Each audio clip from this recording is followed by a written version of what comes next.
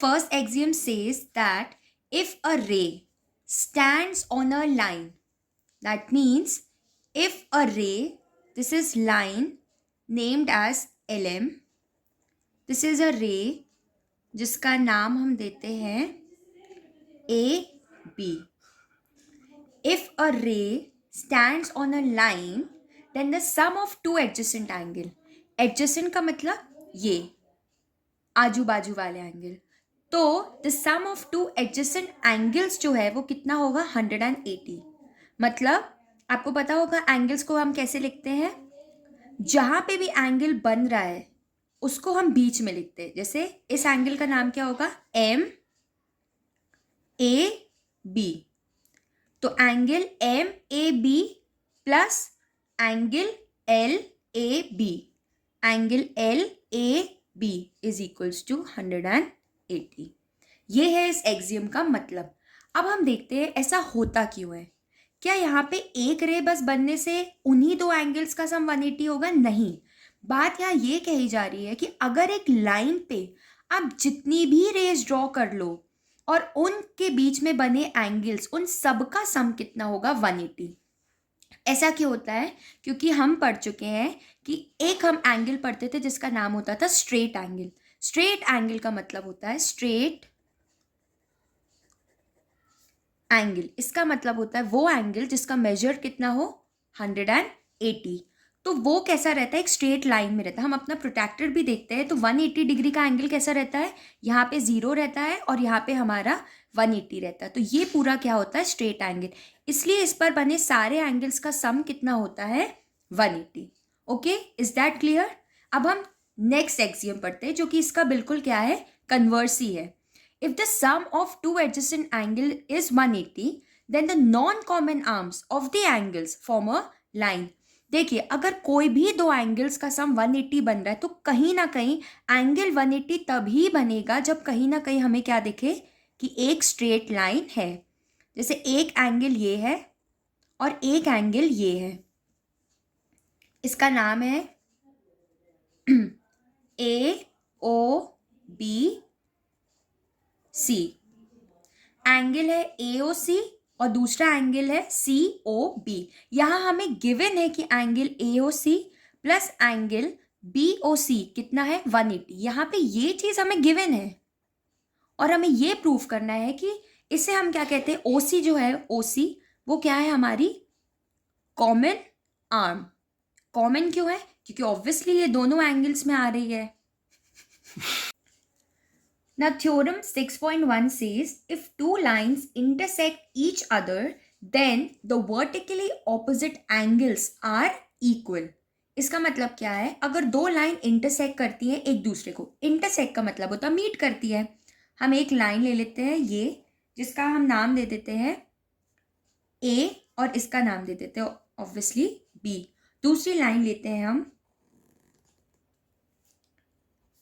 इस लाइन का हम नाम दे देते हैं CD और जहाँ पे इंटरसेक्ट कर रही है उस पॉइंट को हम बोल देते हैं O.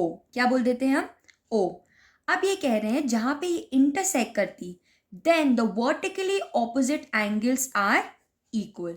वर्टिकली ऑपोजिट एंगल्स क्या होते हैं, जो एंगल्स एक दूसरे के आमने सामने हो.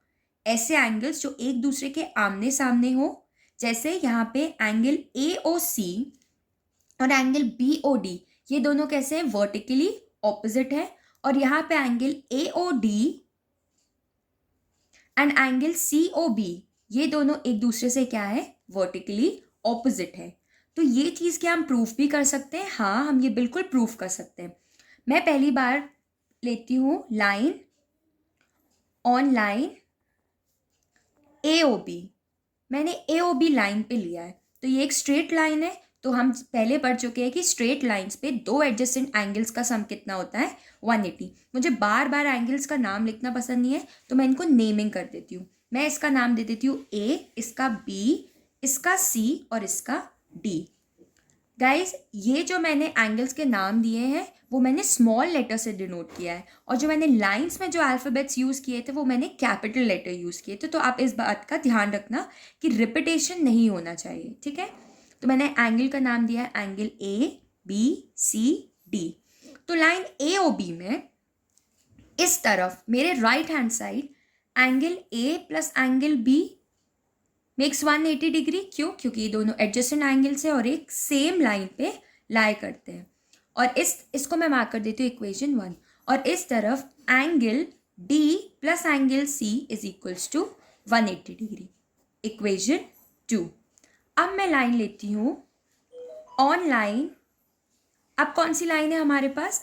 सी ओ डी। सी ओ डी इस लाइन के ऊपर वाले साइड और इस लाइन के नीचे इसका पेयर बन रहा है। तो हम ऊपर देखें तो angle A plus angle D makes 180 degree, mark this as equation 3। And angle C plus angle B makes 180 degree, mark this as angle 4। अब यहीं से चालू कर दीजिए सीखना कि हमें जिन दो एंगल्स को टारगेट करना है, like we have to target A and C, हमें इनको कैसे भी करके इक्वल प्रूफ कराना है। And then we have to target D and B, तो हमें इन दोनों को इक्वल प्रूफ कराना है। तो इन दोनों को इक्वल प्रूफ कराने के लिए अगर ए को सी से इक्वल प्रूफ कराना है तो हम किस इक्वेशंस को उठाएंगे? हम उठाएंगे इक्वेशन 1 और हम उठाएंगे इक्वेशन सी में। अब हम ये दो इक्वेशन क्यों उठा रहे हैं? हम इसलिए हम उठा रहे हैं मतलब हम इन दोनों को इक्वेट कर रहे हैं। We are equating equation 1 and equation 4। अब हम इक्वेट करते हैं इक्वेशन 1 को इक्वेशन 4 से। हम इक्वेट कर सकते हैं क्या इक्वेशन 1 को इक्वेशन 4 से? हाँ, बिल्कुल कर सकते हैं। क्यों?